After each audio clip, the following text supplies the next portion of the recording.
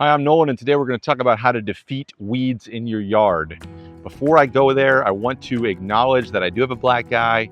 It's for good reason. I'll explain it at the end. I just didn't want you to be confused the entire time you were watching this. So, 3 ways to beat weeds in your yard. Number 1, maintenance consistently. It's important that you mow regularly because a lot of weeds are taller than our grass, and so when you're cutting them off regularly, you're hurting them. Whereas if you're cutting your turf actually benefits, like your good grass in your yard actually benefits from regularly being cut if it's in smaller portions. So these get beat up, your turf actually benefits, the turf starts to choke out the weeds start to die.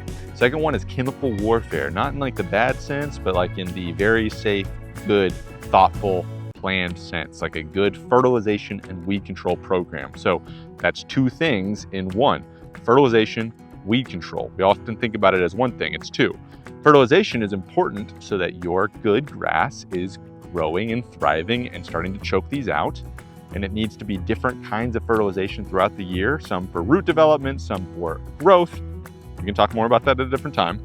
But also, you want weed control. And different kinds of weeds need different kinds of weed control. So this is a broadleaf weed. It's different than a monocot, which is like the little grassy weeds. Okay, the third thing you need in order to defeat the weeds in your yard is what everyone hates to have, a long-term mindset. So you can have some good effects pretty rapidly with a weed control program, but honestly, there's lots of different kinds of weeds and they all sprout and germinate at different times. And therefore, you really need to go through a full annual cycle of dealing with all the weed types so that you can get good control of your yard and the fertilization associated with having your yard really thrive with the good grass. Okay, the eye, I did a jiu-jitsu tournament this last weekend.